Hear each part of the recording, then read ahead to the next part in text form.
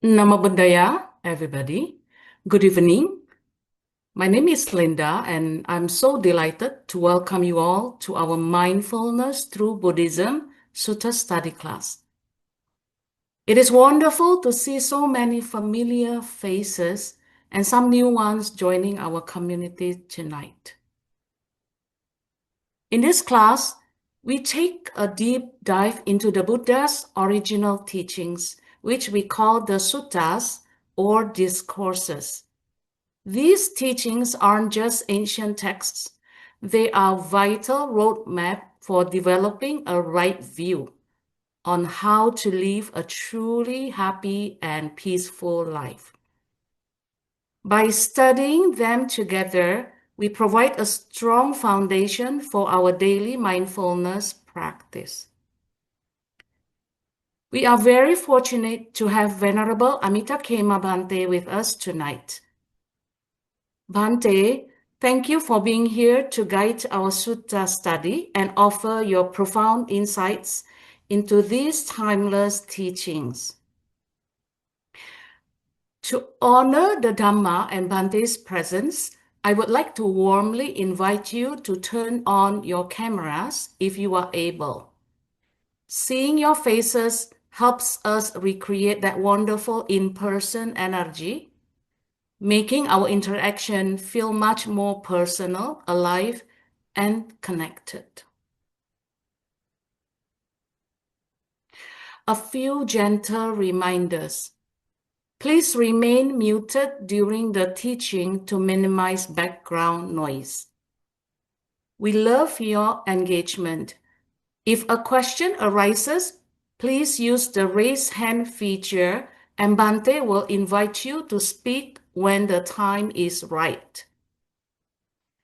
Now, at the end of our session, Bhante will lead us in merit sharing and offer a blessing in Pali language. That's the language of the Buddha. Traditionally, we respond with a set of Pali lines to share our collective merit and to mindfully ask for forgiveness if we have unintentionally done anything unwholesome by body, speech, or mind during the session. If you are new to this tradition, please don't worry. You are more than welcome to simply observe. Starting next week, if there is someone specific you would like to share merit with, please send their names to me by Tuesday so we can include them in our next merit sharing. Thank you all for being part of this journey tonight. Your presence truly makes this study group special. Without further ado, I would like to invite our friend who has kindly volunteered to share a brief recap of our previous session. Last week was a bit of a complicated, even though it was very short, it was quite complicated, but that's fine.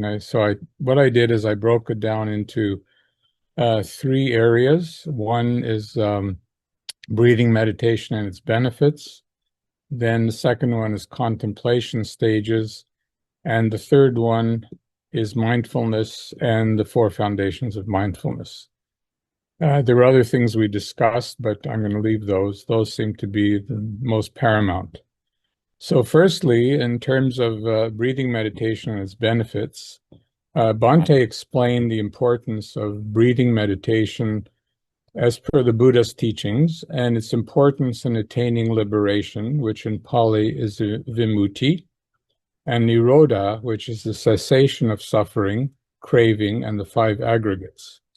And these lead to enlightenment or freedom. The Buddha taught that meditation helps us to practice the four foundations of mindfulness, which include being mindful of our body, our feelings, our mind, and mind phenomena, and also in seeing the impermanence of the breath. So what you actually see in your own brain is the impermanence, and this creates dispassion, which in Pali is viraga, the fading away and cessation of passion, lust, and craving. The first stage of the meditation was described by emphasizing the importance of sitting with a straight back and focusing on the breath. The second stage involves training oneself to feel the whole breath from inhalation to exhalation. The second section that I broke it into is contemplation stages. So the first stage was discussed further by Bhante, focusing on the contemplation of the body as body.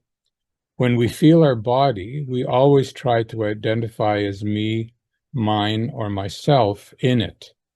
When we learn the foundation of mindfulness, we learn to pay attention the right way, and this allows us to see the rising and the falling, and non-self and non-authority as all the conditioned things come together and create the cause and effect.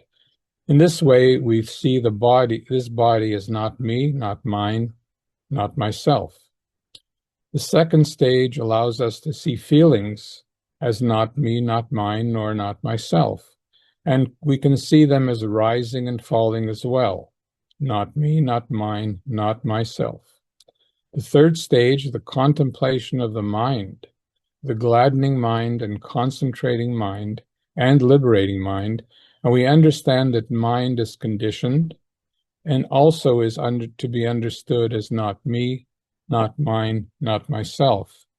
The last and fourth stage, mind phenomena, these are also rising and falling and also not me, not mine, and not myself.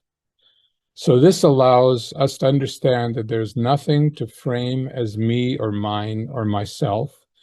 And we understand that there should be no expectation or attachment to expectations. For instance, may this be like this, may this be like that. We have no control, and that's non-self. And understanding and penetrating this results in no suffering in our lives. It also involves contemplating impermanence and training the mind to experience this. Bhante also explained the concept of suffering and that it has a much deeper meaning than just physical pain. The last section, mindfulness and the four foundations of mindfulness. We discussed the four foundations of mindfulness: body, feelings, mind, and mind phenomena.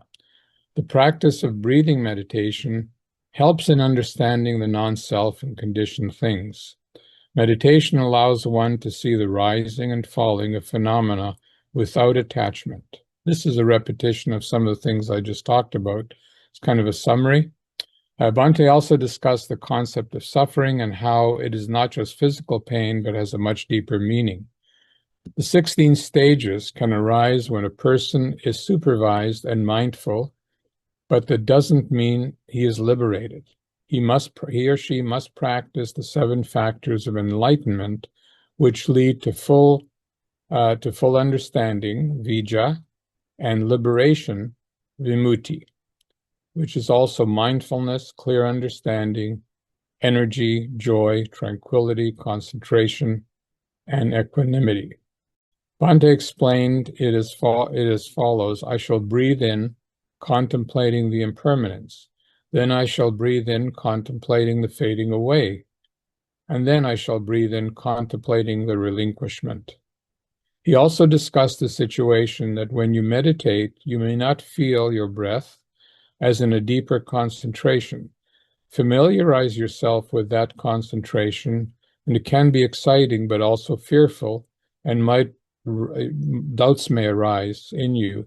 You may be dealing with, for example, if doubts arise, then you're actually possibly dealing with the 5th hindrance, which is doubtfulness. You just need to understand how you feel. He talked about the story of the monk and thieves, about a monk threatened by thieves, but chose to meditate instead of running away. And that story illustrates the power of concentration and mindfulness in overcoming fear and suffering. So that's basically my summary. Hopefully it was understood by all and absorbed at some point. Namo Buddhaya. Yes, it was wonderful, and I appreciate. And let's say sadhu 3 times to appreciate Suman's summary. It's wonderful. Sadhu, sadhu, Sadhu, sadhu, sadhu, sadhu. sadhu. Today class won't be that much difficult because what Sumana did is like the end of like a whole class. Like it has so many different details. So today class is we are just starting to dive into dependent origination. So it's not that much difficult what we learned today, but most important teaching. And while saying so, let's start with paying respect to the Buddha who discovered these amazing teachings. Sadhu, sadhu, sadhu. Namo tassa bhagavato arahato samma sambuddhassa. My homage to the Blessed One, the Worthy One, the Supremely Enlightened One. Sadhu, sadhu, sadhu. And let's share our respect to our teacher, Pinwat Loku Swamin Wahanse. Sadhu, sadhu, sadhu. Okay, dear wonderful meditators and Dhamma learning group. And so today onwards, we are gonna learn little by little. I'm not just diving you to the dependent origination, but first it's like, that before we start to learn something, we need to have create the background, like we need to have a proper knowledge on the background and everything. So these days, these classes are helping for that. So today we are learning Kālāmasutta. This is one of the most famous Buddha's teaching uh, among Western community. And I would say sometimes half is well known, but another half is hidden from the society because some people use it to demonstrate or less to prove what they are saying is right rather than try to get the idea what Buddha says. So Kālāma means that the Kesaputta Kālāma, they are like compared to the other people, maybe slightly bit of insightful group or the neighborhood where in India, Indian culture based on this Brahmin society. That means it had its own caste, like they had their priest, and then they had their uh, kings, and then they had their that merchants, and then they had their labor force. That's how that society runs that whole India. So if anyone born to a labor caste, they do not have right to be the king of the country or do even merchants, and especially can be that priest of that Brahmin community, that they are not allowed to learn their teachings. So apart from these four, there were some spiritual leaders. They just step back from that the main culture, and they wanted to seek the truth or what is the meaning of the life. They are called samana. So that means that the monks who would like to see the world out of box. So that's the basically main thing. The fascinating thing in that Indian culture back then is that all the different ideas are welcome while they have their own culture, which means that if someone having different idea, so that different philosophy about the life, like different belief system, there was a possibility to express that. They had their own spiritual groups, but there were some huge resistance time to time from main culture, but when we look through the history, it's like that if you ask from a Hindu person who's live in India, what you believe, there are so many different things as together, because one belief system may be contradict with the other group, but it's like we can say like a house to all different spiritualities. So that sort of a thing compared to other parts of the world. So in there, so that the Kesaputta, that in the town Kesaputta or the neighborhood, so the neighbors heard about the Buddha, and so that as like there's no different like walk for pace. So when those monks walking, you saw that the people gathered to just to say hello and welcome those monks. So likewise, Buddha never stayed in one place for long. His journey was like walking from one place to another place, and other than the rainy retreat, which means that rainy season, 3 months. So other than that, he used to go to one place to another place by walking.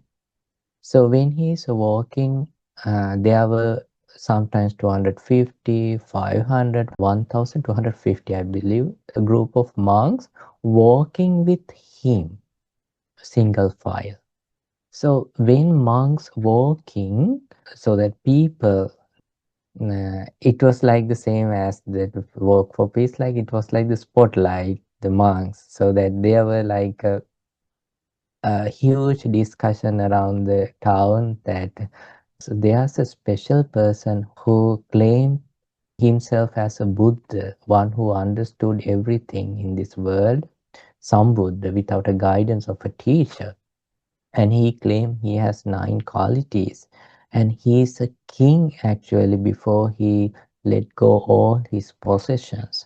And he let go all those things, and now he became a monk, and then he enlightened, and he's teaching.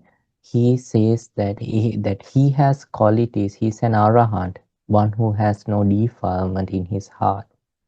Samma Sambuddha understood the reality without a guidance of a teacher.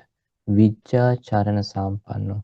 He has a huge wisdom and the knowledge about the world, and his lifestyle also matching with his understanding. It's not like just teaching, preaching, and having a different lifestyle. His lifestyle and what he's telling is matching each other. Sugata, he has practiced the most amazing path anyone can practice in their life and achieve that most precious enlightenment. Lokavidu, he has a complete knowledge about the world, not just the human world, even the other destinations where living beings are born. And then Anuttaro Purisa Dhammasarati. He is very good in teaching his Dhamma, taming that uncontrollable people and even super powerful divinely powers by his mainly from teaching, sometimes reading others' mind, and occasionally using that spiritual, that psychic powers even. And then Satta Deva Manusana. He is a real teacher to human and also to the divine beings. And Buddha, he understood the realities and he's super good in teaching that. He's the best teacher in this case. And Bhagava, he's a luckiest person. Now just think that if someone comes to your town, he claimed to understand the whole reality, and he has no defilement. That means that no anger, no greediness, no delusion, and he's passing by your town. And he has so many powers, and he's very good at teaching. And he's a king before he let go all these possessions. And it's like, and those days kings are so powerful, and so likewise. So when you heard such a thing, uh, do you still want to go to the job or take a day off and go to see the Buddha and meet him before he walk off from your town? Definitely, you will try to go and meet the Buddha and say talk to him. So likewise, people gathered. So in case of Buddha town, those people, there was that Kālāma, they are so wise. They ask some good questions. Before I go to that good questions they ask, I want you to show something important. So you may have heard that when anyone start to practice this like meditation and so, we always ask you to be yourself rather than seeing someone else how they practice and how they treat. Rather than thinking and seeing in that way, you can be yourself in the first. I will show why I am saying so. Atako kesa putin here means kesa mutti Kālāma yena bhagava tena upasankaminso. Then Kālāmas went to the Buddha before sitting down to one side. Before sitting down to one side, some bowed. Not everyone, some bowed. Which means that pain did like this and worship. Some exchange greetings and polite conversation. Hey Buddha, how are you doing? Maybe not won't say the Buddha, maybe Gautam. Some held up their joint palms towards Buddha without bowing like worshipping. Paid respect like this. Some announced their name and clan like I am this, I am that, like I may be the king or I'm the governor of this area, something like that. While some kept silent, seated to one side, the Kālāmas and said the Buddha. So this is how they are. So they came as they are and they just openly shared how they feel, like they greet and some paid respect. And then there's a special question they're asking. So they're asking, there are, sir, some ascetics and Brahmins who come to Kesaputta. They explain and promote only their own doctrine while they attack, badmouth, disparage, and smear the doctrines of others. Then some other ascetics and Brahmins comes to Kesaputta. They too explain and promote only their own doctrine while they attack, badmouth, disparage and smear doctrines of others. So, sir, we are doubting and uncertain. I wonder who of these respected ascetics and Brahmins speaks the truth and who speaks the falsehood. So, they are asking the real question what we want to ask, but they are so honest. I mean, they are so polite. Instead of pointing and saying that to personally to Buddha, like we are not sure what you are saying. Like a third person complaining to a third person, they are saying, everyone comes here and saying that what we are saying is truth. The rest of the things are false. And then the other group come and they claim they're the ones saying the truth and the rest of the things are false. So now, how can you understand? So isn't this a reasonable question? Very reasonable, and someone should question likewise. And so Buddha saying you're spot on. So let's see what Buddha says in there. All right. Buddha saying, it's enough, Kālāma, for you to be doubting and uncertain. Doubt has come up in you about an uncertain matters. So Buddha allowed to doubt in that way, and Buddha says that your doubt is reasonable. Then Buddha saying that don't just believe because of these 10 reasons. Eta tumhe Kālāma. Kālāma just come. Ma anussavena. Don't go by oral transmission. Don't just believe because you just heard something.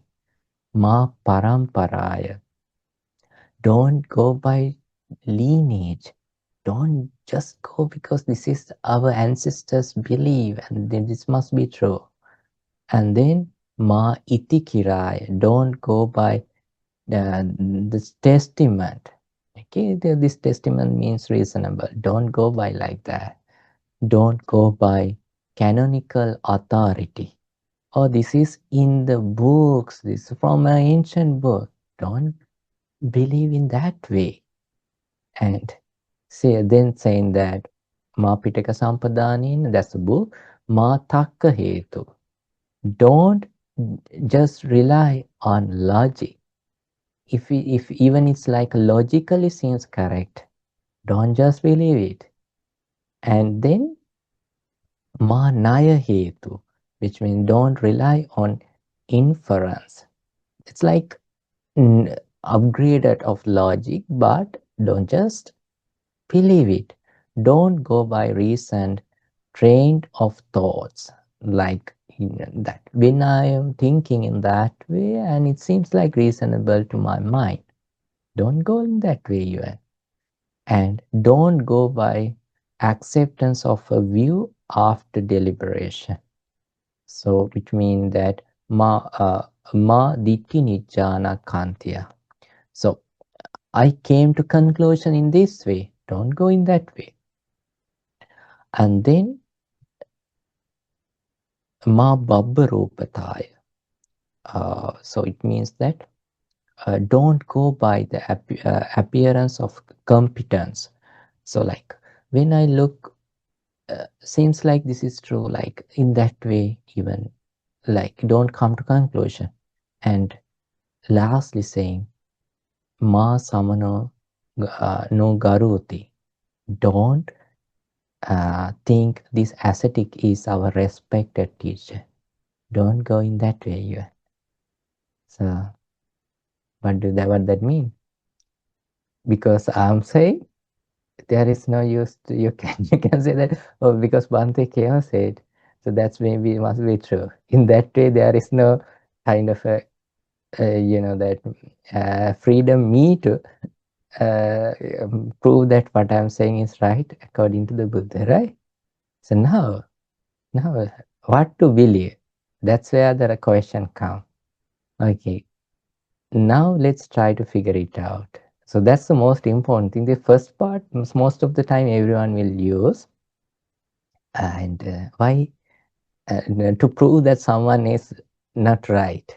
But when it comes to, okay, what is the right thing when Buddha says, that's where people struggle. So, but that's the most important thing to understand the wholesome mind and unwholesome mind. And that's a kind of important teaching we need to know if we go to learn the dependent origination. Okay, now I'm opening you to ask questions. Okay, I see two raise your hands.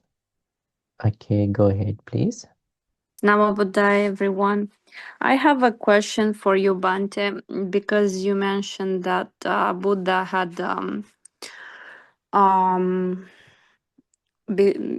had like powers like reading people's mind and meditating and um, having the right way of living life.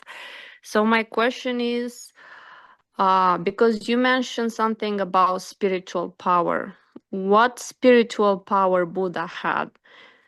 And if there were principles, based on what are these spiritual powers? Right.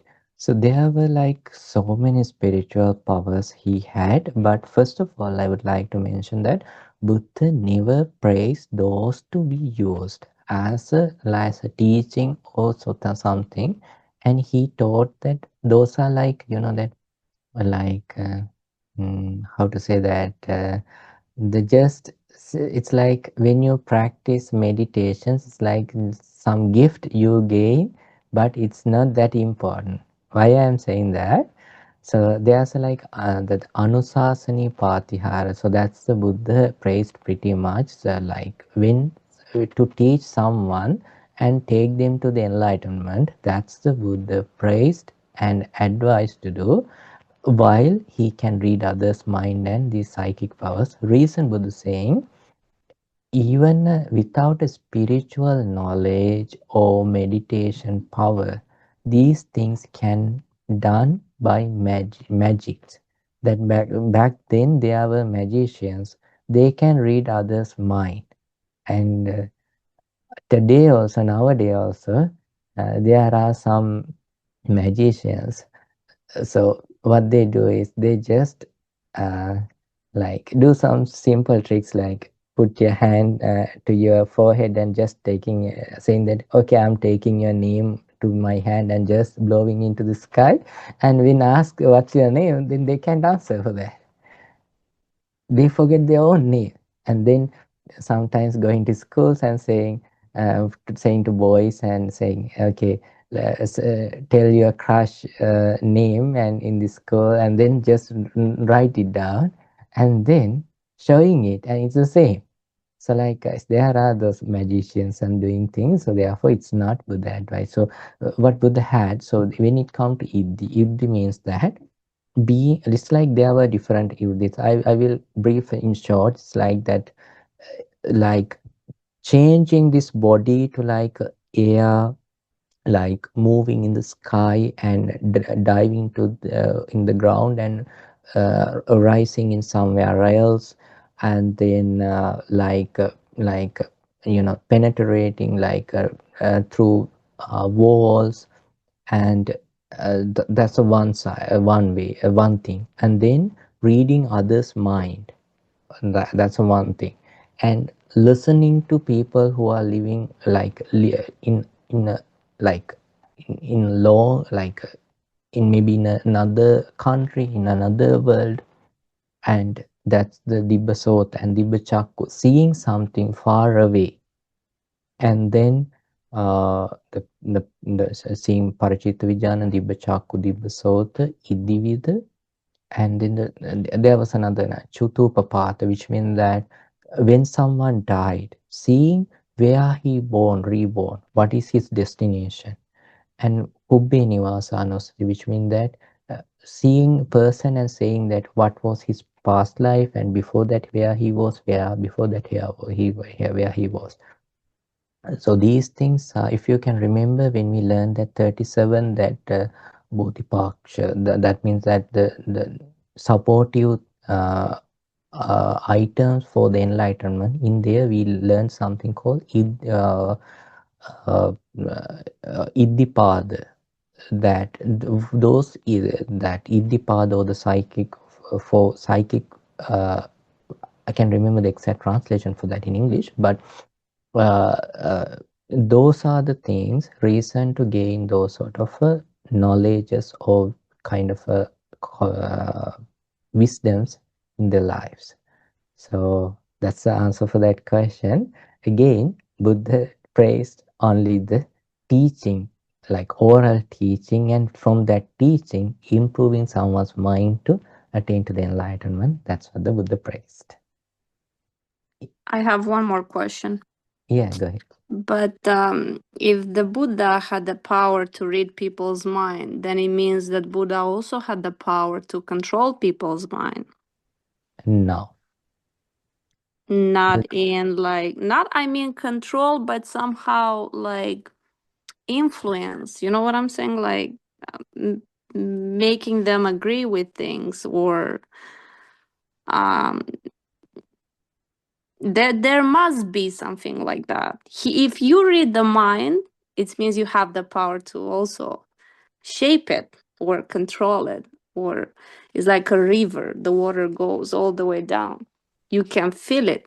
You can make someone else's idea, or you can influence it in a way. Yeah, I can answer like this, so that Buddha may can know, and Buddha may can, but he didn't do definitely, because there's a one sutta in there. Buddha said, someone asking that sort of a question, like, and then like not for like this to criticize, and Buddha saying that if someone, it's like this, if someone asking whether you know this town, if I know that, yes, I know. That's what Buddha saying. But like if you go there, that's a different thing. Like likewise, that knowing and doing is two different things. And but not the Buddha. Yes, because of these abilities, he may, but he has never done that. And but there were some spiritual, you know, that if you read the Kālāmasutta Sutta, that Kālāmasutta, he had that power to control others' mind. Some bad spirits can do it in a bad way. Maybe good spirit have done it in a good way, like influencing others, because mind is also an object. If it can influence in a certain way, yeah, definitely, since it's a cause and effect, can change. So why it's not the right way to for the enlightenment? Reason is enlightenment happens through the wisdom. Wisdom is can be shared like you know, that like add-on or like a plug-in from another person's. It should be come from your own wise consideration or the yoniso manasikara. So for that, we need to listen and we need to improve ourselves to understand in that way. Actually, so there was a monk. He's like he was like he was in wrong path, which means that he wanted to be the Buddha and gain all the like the fame and everything which Buddha received. So he compete with the Buddha, but Buddha allowed him to be in the same monastery, but while telling this is what going on. And one day Buddha saying, if there are any person, I tried him to try to help someone to improve himself, to overcome from his defilements. There is no one other than this person. Actually, he's in lay life. He's what we call the brother-in-law, Devadatta, and okay, yeah, brother-in, like the brother of the uh, Yashodhara. And then Buddha saying like the example, if someone in a like a, you know, that in a like think the septic tank, that the drowning, if someone would like to not to touch the, the garbage from his own hand and waiting to see even there's a one hair to touch him and take him out. Likewise, I checked his mind. His mind is all diluted and is covered with so many defilements, and we can learn in future how it happens. Since we have to finish the class, I will stop here for that question and we will discuss further in future. Okay, then since we have to finish this, so because I don't want to dive your attention from the main topic. So what we learned is Buddha said that there was a wise group of people. They asked this, everyone comes and says what we are saying is the truth. The rest of the people saying false. So Buddha said that, okay, do not just believe because you heard that and because it's from your lineage or because it comes from our books and logical and seems like when this like a super truth, likewise different things, and then even this is our teacher. Do not go in that way. And Buddha now he's going to say a way to see what is right and what is wrong. This is what Buddha says. Okay, Buddha says, yada tume kālāma attanava janiyata. So which means that, but when you know for yourself. So what Buddha is saying that, understood this by yourself. Okay, I'm going to share it for you. But when you know for yourself, these things are unskillful, blameworthy, criticized by sensible people, and when you undertake them, they lead to harm and sufferings, then you should give them up. Then Buddha saying, what do you think, Kālāma? Does greed come up in a person for their welfare or harm? Harms? They understand that. A greedy individual overcome by greed, overwhelmed maybe, kills living creatures, living beings, steals, commit adultery, lies, and encourage others to do the same. Is that for their lasting harm and suffering? Yes, sir. Okay, so that's the one thing. So which means that just see what happened to your mind when greediness arises. What happened to you? The Buddha's measurement is uh, you need to understand it by yourself. These things are unskillful, uh, that akusala or the unwholesome, blameworthy, and criticized by sensible people. And when you undertake them, they lead to harm and suffering, then you should give them up. So we all know that when greediness arises, how mind works. And then Buddha is saying, what do you think? Does hate come up in a person of their welfare or harm? So they are wise and they are saying that yes, when hate arises, the individuals of I don't know, is this the right way? Maybe overcome by hate. That's his whole life covered with hate, anger, kills living beings, steals. Yeah, out of anger, people steal from some of the other things, and commits adultery. Yes, and lies, and encourage others to do the same. So this is then Buddha asking, is this a harm or suffering? Then they admit that that's true. That's the second thing. The third thing is uh, delusion. So just to understand delusion in like simple understanding, think like that, the misunderstanding, that wrong understanding about something. So deluded individual out of delusion kill living beings. So yes, of course, when they do not know the truth and inner peace, how karma, how mind works, kill living beings, steals, commits adultery, lies, encourage others to do the same. So this is a kind of harm and suffering for themselves. So then Buddha asks, what do you think, Kalam? Are these skillful or unskillful, or the wholesome or unwholesome? Then they say that it's unwholesome. Blameworthy or blameless? Blameworthy. Criticized by or praised by sensible people? Criticize. And when you undertake them, do you lead to harm and suffering or not? Yes, of course, these lead to harm and suffering. So, Kalam, when I said, please don't go by oral transmission, that means by because you just heard, and likewise. So, all those things, I'm not going to go through everything now.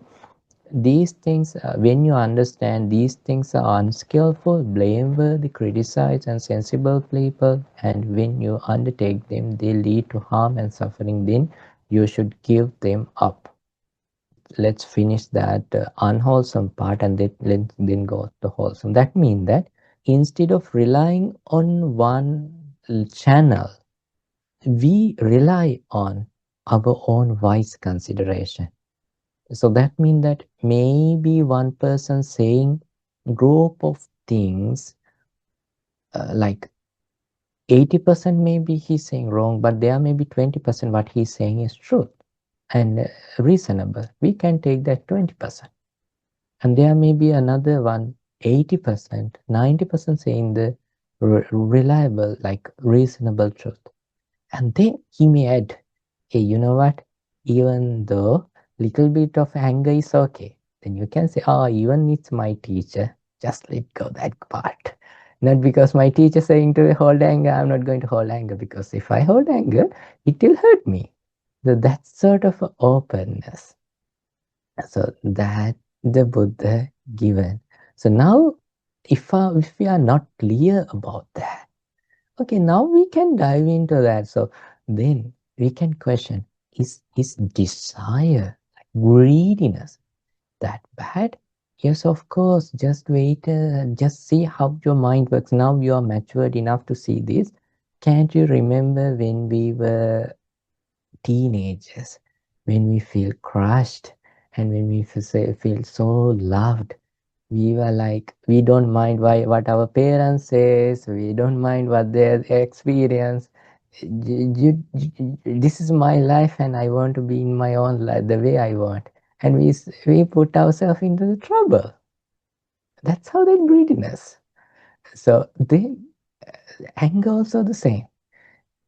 I mean, to be honest, I have seen people, they claim to practice the Buddhist teachings, but they do not sometimes let go anger. They are justifying their anger. Like, that person is super bad. Be careful what associating with that person. It's not saying out of compassion. It's saying because he is angry with that person and do not want to have our friends to be with their friends, to be a friend of them. So likewise, so anger also because anger hold bad memory in our heart, and we live in the past. Even we open our eyes to a new day, we stay in the past, and our mind hurts bringing that memories. Actually, our mind hurts, not that person, because that person did that and he already walked away from our life. But our memory every day hurts. Why it hold in our mind? Because of anger. If anger is no longer there, just an incident is just a memory, and we are not staying in the past, we are being present. In the present, we can see that beautiful sunrise and flowers are blooming, and cherry blossom will come in next month, and everything is so pleasant and beautiful in the present, not ruined from those bad memories. The same way, a delusion stuck in that framed group of ideas. We try to see the world in that glasses, and we expect others also to see that glass through that glasses. If they don't want to look, we want to buy a glass for them. We will spend our money. We will do all the things to take their put the glasses in their eyes. If they are not ready to put those glasses, we are ready to make them blind. That sort of a thing delusion is. So understand that these delusions counts, it creates sufferings in you and also in the others. So that's the delusion part.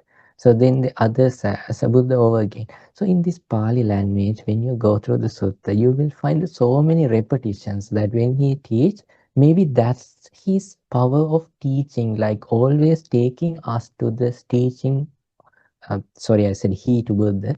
Buddha's power of teaching, that bringing him us over and over again to teach, teaching and letting ourselves to purify our mind.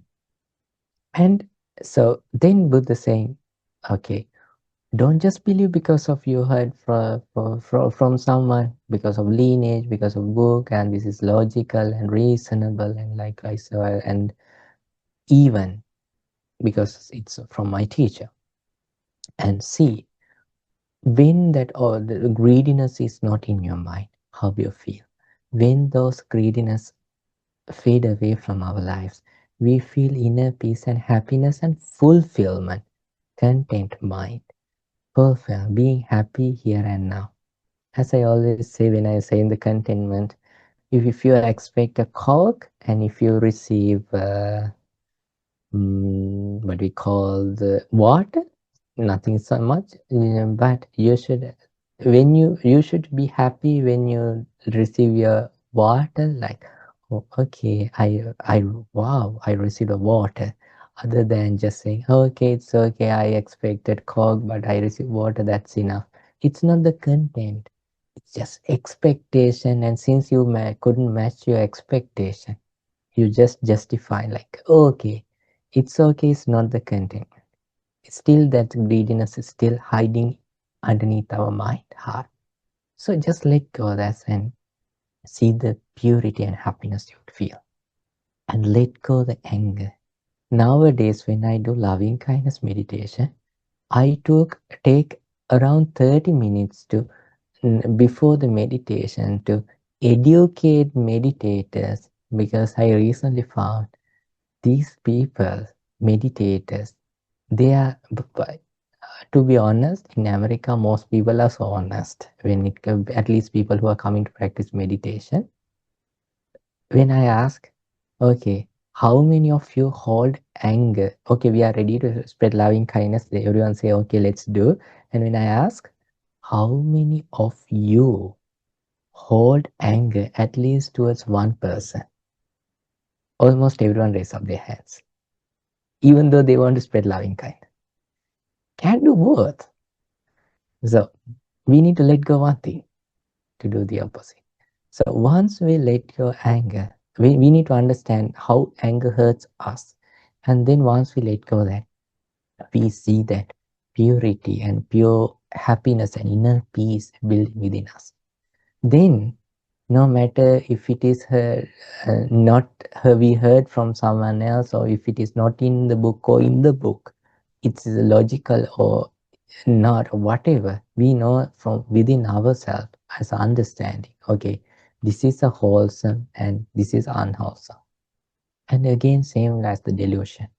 So delusion, that part to understand delusion, that there are like two types of delusion, that just delusion, shall we say, like that's the regular delusion that everyone may in their lives has, and once they, like, if they are not so open they sell themselves to the actual realities in the world. And there's another delusion, which is not knowingness of the and the characteristics of this existence. So that's where we need to clean and clear our understanding to understand the realities as it is. That's where we need the dependent origination. So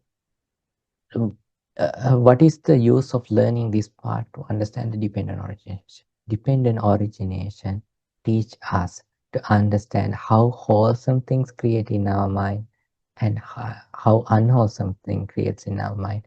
Not only create, and it's false, creating, staying and falling, creating, staying and falling. So that's the nature, other than framing in there, me or mine or myself. So this teaching, that Buddha teach these to understand and feel the liberation. So now think that this group, this Kala, Kesaputta neighborhood, this town people, when another teacher come, they don't want to go and ask what to believe, what not to believe. They can listen to what the next spiritual leader or someone come. They can listen and they can check whether this is wholesome, this is unwholesome, whether this create greediness or not. Let it go, letting go the greediness. Whether this generate loving kindness or whether this generate anger. Whether this generate delusion, frame, or this is a removing frame. Then they can take what they say. It's like not relying on outsource, but relying on your own wisdom by improving your own wisdom. So that's the moral of this teaching. Okay, sorry that the last part was like super fast, and but I think you got that. Yeah. So you're talking about when you hear things, you shouldn't take. From what I'm understanding, is when you hear things, you shouldn't believe what other people said or say or trust logic. You should trust your own wisdom to see if it's wholesome. So let's say one of my friends is saying something about another friend. My logic may believe what she says. Everyone's saying what she's saying is true. But are you saying I should ultimately trust my own wisdom to see if her qualities are wholesome and ignore what everyone else says?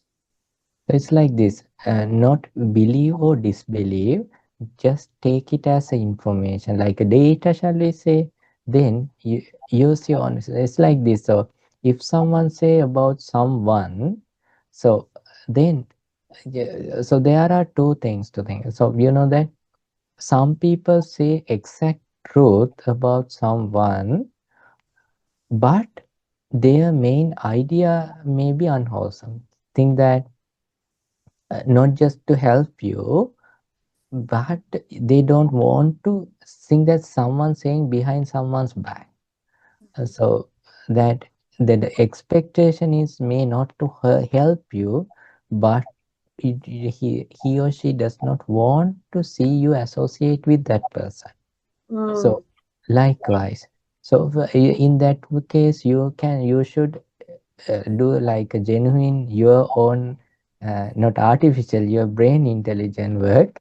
And what is the purpose of bringing this thing? And then Buddha never allows us to judge others. And then, because everyone, when they have defilements, they work in different way, and everyone can correct themselves, and it's like that. So, if you are not sure about someone, you can keep a distance. That doesn't mean that you need to hold anger. So it's like you listen to that, but don't believe or disbelieve, and see the purpose. Like think that, okay, do I need to hold everyone's bad things in my head? If someone says someone's bad things, what I do is I use that trash bin model. That means I'll be the trash bin, that they can put all the trash what they are here, keeping in their head in my trash, but fortunately I don't keep a bottom in my trash. Okay. The, they think that, okay, Bhante knows everything, but Bhante has a empty bottom, like no bottom. So it just whatever the things putting, I'm not taking to the other side. Just that's all. And so that's easy. That person also may feel relieved, and I don't want to keep that person's problem in mind. I know that in Tibet there is a place where is designed for I will call it like nuns, where they reach that enlightenment by rainbow meditation, and where they disappear basically. Their body disappears. Sometimes their nails or hair may remain on earth. Are this type of monks in Sri Lanka that they experience the same thing? I mean, there are monks like that in other places, like other countries, that they experience this type of enlightenment, or just in that place in Tibet? Yeah, so the different traditions has different ideas about the enlightenment. So and then those that different experiences. So as we learned in here, Katerina, it can be possible, and what they are saying, and there are different experiences, and there are different that spiritual goals. So there are so many later development. So even though you do not know yet, like that the Christianity, like the Catholic and different school, there are known 28 schools were in this Buddhist tradition, but there are few uh, exist. So the Theravada is the ancient tradition. So it's like that practicing from the scripts. So the main difference is like relying on that. So after Buddha passed, so that these teachings kept like all that within 3 months, monks gathered and they like collected all the teachings, and then back then the method was that oral transmission, like from generation to another generation. Then it came to Sri Lanka. In Sri Lanka it kept maybe around 300-400 years, and then there was like a difficult season in that Sri Lanka because of no rain, and so there were so many monks dying, and back then they wrote it in scripts.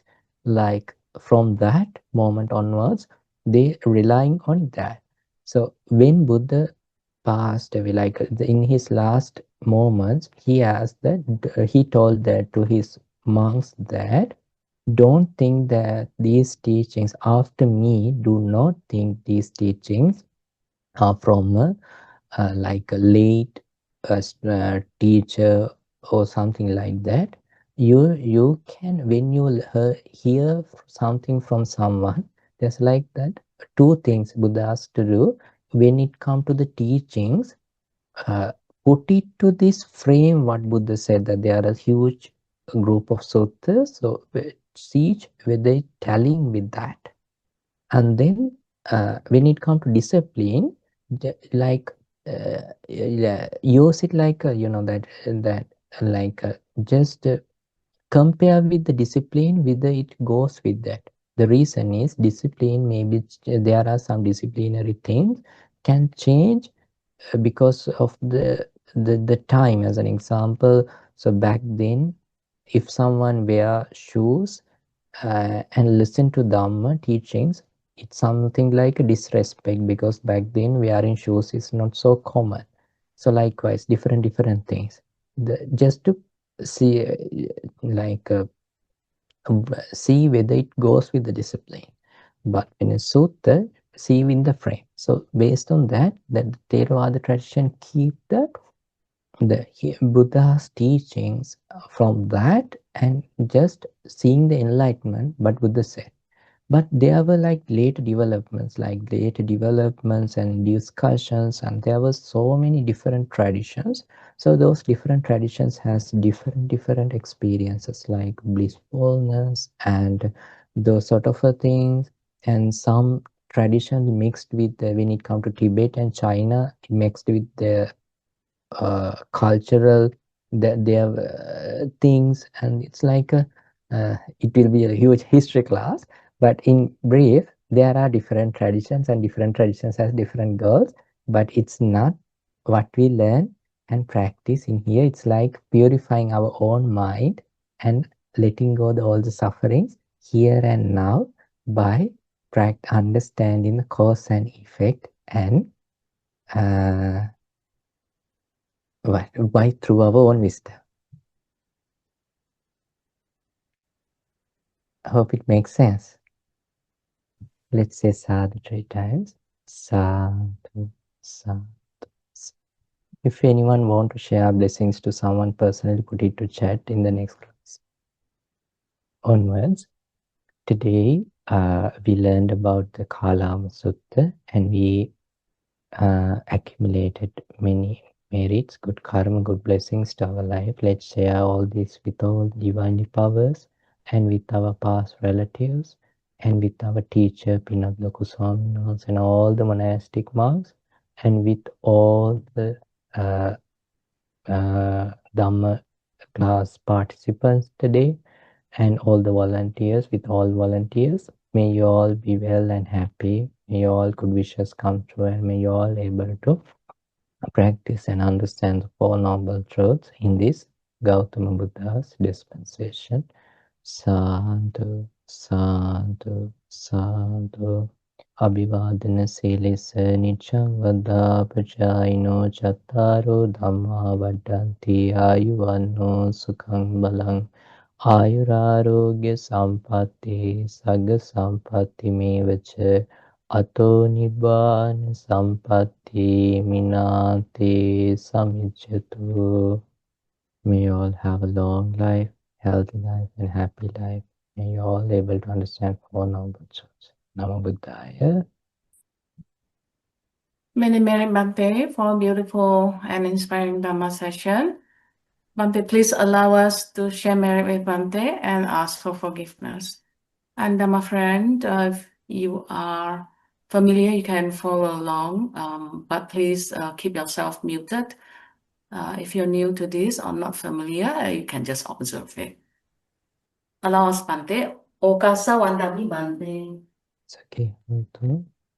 Maya katang punyang samina anumoditapa. Sadhu sadhu anumodami. Amina katang punyang maihang datapa. Sadhu sadhu anumodate. Sadhu sadhu anumodami. Okasa dwaratena katang sabbang acyang kamatami Bhante. Kamami kamatambam. Okasa kamami Bhante. Dutiyampi okasa kamami Bhante. Tatiyampi okasa kamami Bante. Sakhi Hotu Nibbana Pacha.